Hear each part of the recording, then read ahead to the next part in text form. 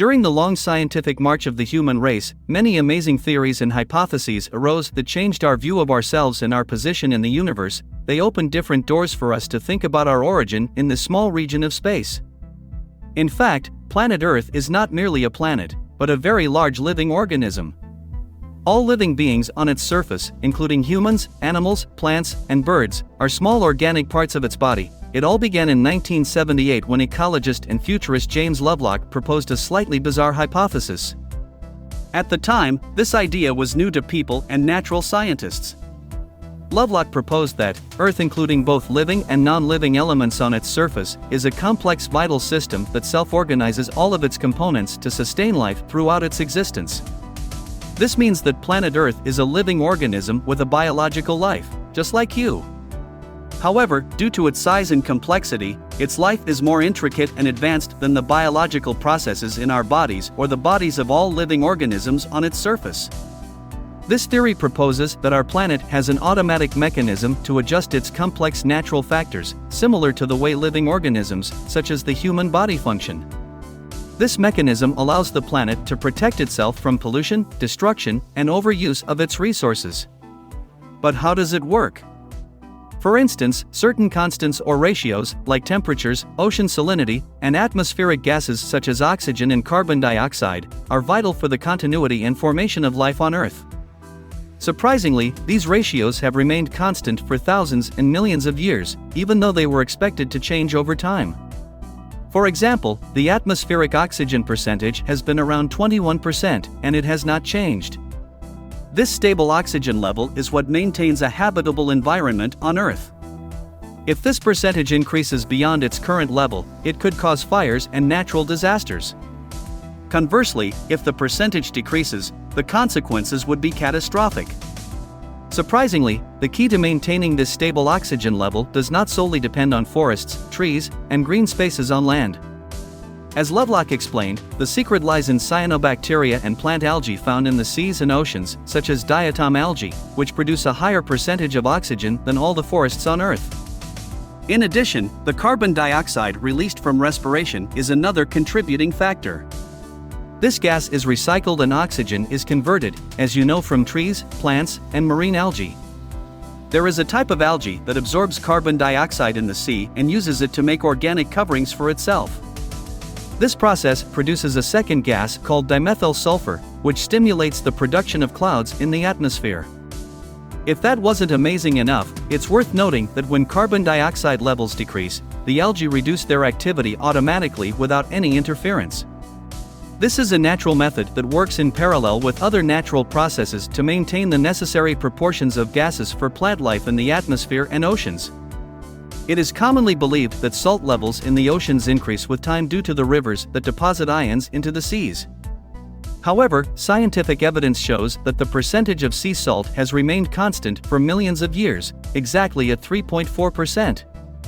This is the ideal percentage for marine organisms, and any increase beyond this level could cause the death of these organisms, leading to a chain reaction that could ultimately result in the end of all life on Earth. You may wonder why this percentage exactly. The reason is that there are natural components from the land that exist in the oceans. Examples of natural components that preserve the balance of the Earth's ratios include basalt rocks, coral reefs, and many others. These components act as the Earth's immune system, protecting it from disasters or diseases. All living organisms that maintain this balance are like the immune cells of the Earth, similar to those found in the human body. What's even more intriguing is the way in which nutrients and vital elements necessary for the life of all creatures on the planet are cycled. It is exactly like the way blood circulates in the human body or in any living being. How does this work? Look at what is happening in nature around you. The sun evaporates water from the oceans, which then turns into clouds and rises up into the layers of the atmosphere to maintain the temperature. And then these clouds meet with each other, and the difference in their temperatures results in rain that falls on the Earth until it forms rivers and lakes. These rivers and lakes irrigate all living creatures that live on a planet and preserve their survival. And then these living organisms also participate in the process of preserving the environmental balance on the planet, whether by purifying the atmosphere from harmful gases, as the plants and algae that we talked about, or by balancing the food chain itself, as animals do with their natural instinct in order to preserve the environment. As if all these living organisms are immune organic bodies that exercise a cycle of life inside the body of a whole organism called the planet Earth. And the most impressive thing about all of this, which will amaze you when you think about it, is that Lovelock says that man himself is a way for the Earth to reproduce through the atmosphere, so that we can leave the Earth and travel to other planets, and transfer bacteria and terrestrial organisms with us to these planets in space, until we start a new chain of life elsewhere in the universe.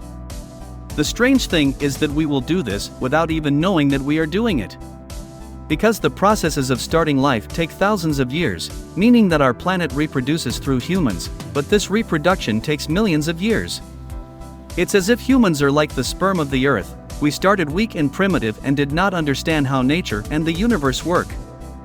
Then, our intelligence increased over the years, and we reached adulthood according to the standards of scientific and technological development.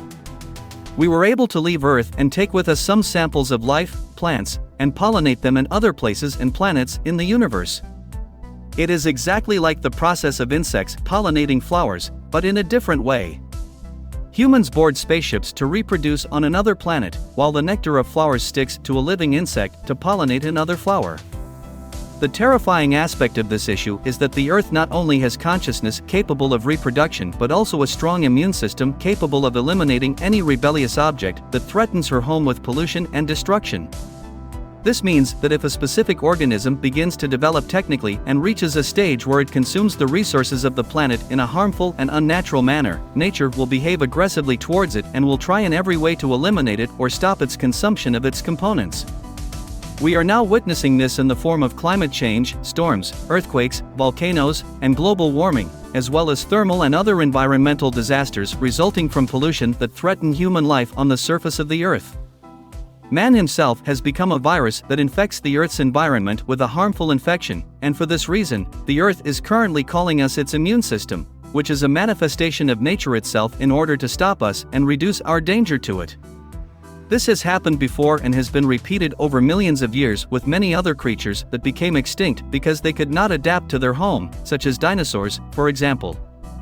That is why, if man cannot adapt to the environment and nature and does not stop harming the Earth, then it is very possible that he will suddenly encounter an intruder element that does not belong to the environment. He may find that all of nature is fighting him and threatening his survival on the surface of the Earth. In this case, we may have to search for another planet to live on in order to avoid the fate of hundreds of extinct animals that lived before us. So, what do you think? Do you really think that this theory is correct, and that the planet Earth is a real living organism that lives and feels our presence on it, bearing all that we have been doing to it for hundreds of years? And what would we do if suddenly all the scales turned and nature changed against us? This is the first video to be uploaded to this channel. If you want to support me, you can like the video, subscribe the channel, and activate the bell to receive the new content. Do not forget to share it with your friends. Peace.